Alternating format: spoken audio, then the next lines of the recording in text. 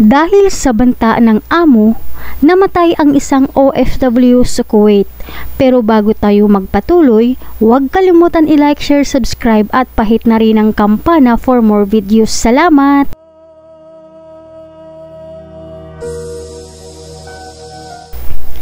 Siya si Mercy Baguhin Mahinay, tubong Carmen Davao del Sur, OFW kasambahay sa gitnang silangan sa Kuwait. Sa unang tingin mo pa lang sa litrato ni Kabayan, makikita mong wala itong problema.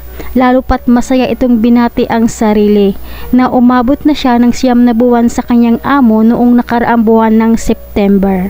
Tila hindi mo lubos akalain na sa likod ng mga ngiti nito ay may tinatago pala itong malaking problema at tinatamaan na pala ito ng matinding depresyon. Naisipan na pala nitong magpakamatay dahil sa problema nito sa amo at hindi na nito naisip na may nag-iisa siyang anak at asawa na labis masaktan sa kanyang gagawin. Lumipas ang ilang araw, ginawa ni Mercy ang kanyang plano. Nagpakamatay ito, naghikog. Kung sa Tagalog, nagbigti daw ito dahil sa takot na makulong. At may iniwan itong sulat para sa kanyang ate. Nakikisuyo na ipadala ang kanyang gamit sa Pilipinas. Ayon sa liham ni Kabayan, "Te, pakisuyo naman. Ipadala mo ang lahat ng gamit ko. Sa totoo lang, te, hindi ko na kaya. Na-depress ako sa kanila. Kahit konting pagkakamali lang, malaki na sa kanila. Hindi ko sinaktan ang bata. Tapos binantaan ako na ipakulong kung saktan ko ang bata. Basta te, lahat ng gamit ko ipadala mo kasama yung mga papers ko. Itong mga pagkain ko sa'yo na to lahat." Nakakalungkot ang liham ni Kabayan. Kung nagmonitor sana ang agency niya, kung tinawagan sana siya ng agency niya kahit 2 beses sa isang buwan o kahit i-chat man lang para mangumusta kung anong katayuan niya sa trabaho, paniguradong hindi siya hahantong sa ganitong sitwasyon dahil makapagsumbong siya na tinakot siya ng kanyang amo. Kaso walang tawag, walang monitoring, kaya nangyari sa kanya to. Ayon kasi sa isa sa kaibigan ni Mercy Mahinay, noong araw daw na nag-chat sila, naikwento daw sa kanya ni Mercy na napakabastos umano ng alaga nito. Binugbog at sinasabunutan umano ng buhok si Mercy. Kaya palagi daw itong pinagbantaan ng kanyang amo na kapag sinaktan daw ang bata, ipapakulong siya. Napakawalang puso naman ang amo ni Kabayan. Anong gusto nila? Bugbugin lang si Mercy ng kanilang anak? Kawawa naman yung ating kababayan. Ginawang pantsimbag ng anak ng amo. Dapat yung mga ganitong klaseng tao di nabigyan ng kasambahay. Masyado nilang kinawawa ang ating kababayan. At bukod pa daw dito, kulang umano sa pahinga si Kabayan dahil sobra umano makautos ang amo. Kaya't nasabi ng kaibigan ni Mercy, kung mayroon sanang monitoring o kahit tawag man lang sana ng agency buwan-buwan at kumustahin yung mga dineploy nila sa ibang bansa, hindi ito mangyari sa kanyang kaibigan dahil makapag-report ito kung ano ang katayuan nito sa trabaho. Sa ngayon, nanawagan ng tulong ang pamilya Mahinay na tulungan silang maiuwi sa Pilipinas ang bangkay ni Mercy Mahinay at umaasang mapansin ni na Senator Raffy Tulfo at OWA Administrator Arnel Ignacio ang kanilang panawagan. Kaya sa mga kababayan ko na nakakaranas ng depresyon ngayon, hindi solusyon ang pagpapakamatay sa problema na kinakaharap mo ngayon. Labanan niyo po ang problema, mga kababayan. Huwag niyo pong hayaan na talunin kayo ng sakit na yan. Dahil sayang po ang buhay. Pinahiram lang po ito sa atin ng Panginoon. Kaya huwag po natin sayangin ang ating buhay.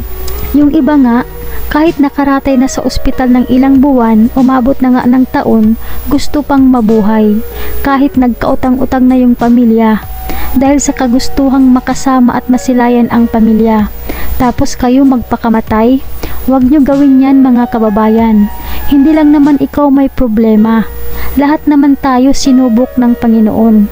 At lagi nyong tandaan, dahil sa problema, dito tayo titibay. Huwag po tayong maging selfish. lalo na kung may anak tayong umaasa sa atin. Magdasal tayo palagi at manalig tayo sa may kapal dahil di niya tayo pababayaan. Monitoring. Time and time again. Palagi ko pong sinasabi rito, kulang po sa monitoring. Hindi po namomonitor ng mga agency ang kanilang mga worker. Pagdating ng bansa na kung saan sila i-deploy, nakalimutan na. Yung iba, babawiin yung kanilang passport, yung kanilang mga cellphone. Walang pakialam. Natanggap na nila yung kanilang pera. Kumita na eh. Ito mga pobreng OFW, pabayaan na. Magkatumba baliskad na ako sa Bisaya pa. Kay si Huda. Marami sa kanila, nabibenta. Ito pa ang pinakamasaklap sa lahat ng masaklap. May mga worker, namumulestya pa. Kahit nga si Kaagapay Kabong Concha, ang kaagapay ng mga OFWs, matagal na rin itong nananawagan sa gobyerno ng Pilipinas na magkaroon ng seminar ang mga employers bago bigyan ng mga kasambahay. Pero hanggang ngayon, wala pa rin aksyon, kaya marami pa rin ang naaboso, minaltrato, higit sa lahat marami rin ang hinalay ng mga OFWs. Na magkaroon muna ng seminar bago po ninyo payagang makapag-process o makakuha ng kasambahay ang mga employer sa ating bansa. Very important po ang seminar na ito. So sana po ngayon pong panahon na ito na bagong administrasyon, sana po matagal po inilapit ko na po ito dati pa at sinabi sa akin na bibigyan ng pansin itong orientation seminars na ito sa mga employer. Sana naman this time may sama na ito. Okay? Hindi po yung pagdadagdag lang ng clause, termination clause sa kontrata para po mabigyan natin ng kasigura ng mga workers. Ang kailangan po natin dito ay ipaintindi sa employers kung ano ang inilalaman ng kontrata. Ang kasama po ng kasambahay sa loob ng 2 taon para po sa kaalaman ng lahat ay si Madam at si Sir. Pero most of the time ay si Madam.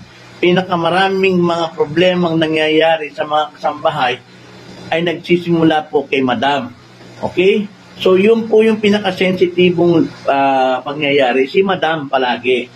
So 24 hours a day for the next 2 years, si Madam palagi. Ang problema po sa karamihan ng mga employers, hindi po nila alam ang nilalaman ng kontrata. Hindi po kasi sila nabibigyan ng information, hindi na ipaliliwanag sa kanila na ganito ang dapat, ganito ang dapat, ganito ang dapat. Siguro pag napatupad to, wala na sigurong mapapahamak pa ng mga OFWs.